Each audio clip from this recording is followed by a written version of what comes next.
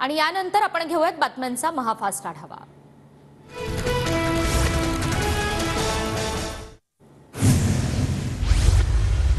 युती करण्याबाबत मनोज जरांगेंसोबत सविस्तर चर्चा। जरांगेंसोबत एक वेगळा आयाम देण्याचा प्रयत्न। जरांगेंकडून 30 मार्च पर्यंत थांबण्याची विनंती। प्रकाश आंबेडकरांची माहिती। नागपुरात काँग्रेसच्या विकास ठाकरेंना वंचितचा पाठिंबा। बारामतीतून प्रकाश शेंडगे लढल्यास पाठिंबा देणार। प्रकाश आंबेडकरांची माहिती। ठाकरे गटाच्या लोकसभा निवडणुकीच्या उमेदवारांची पहिली यादी जाहीर। पहिल्या यादीत 17 जणांचा समावेश। ठाकरे गटाने जाहीर केलेल्या यादीवर काँग्रेसची नाराजी। काही जागांवर चर्चा सुरू असताना आघाडी धर्म पाळणं ही सर्वांची जबाबदारी। काँग्रेस नेते बाळासाहेब थोरात यांची प्रतिक्रिया। ठाकरे गट एकूण 22 जागांवर निवडणूक लढणार। आज किंवा उद्या उर्वरित उमेदवारांची नावं जाहीर करणार। खासदार संजय राऊतांची माहिती। वादातीत सांगलीच्या जागेवर ठाकरे गटाचा उमेदवार। ठाकरे गटाकडून चंद्रहार पाटील यांना उमेदवारी।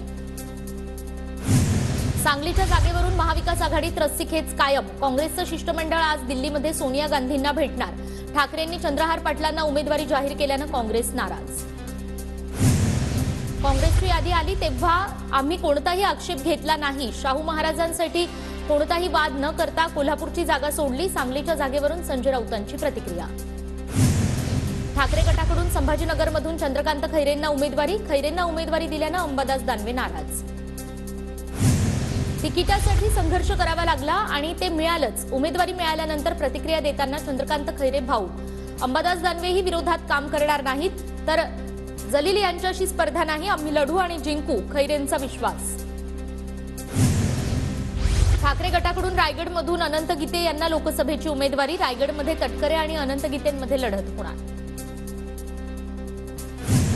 दक्षिण मध्य मुंबईतून ठाकरे गटाकडून अनिल देसाईंना उमेदवारी। काँग्रेसला हव्या असलेल्या जागेवर ठाकरे गटाकडून उमेदवारी।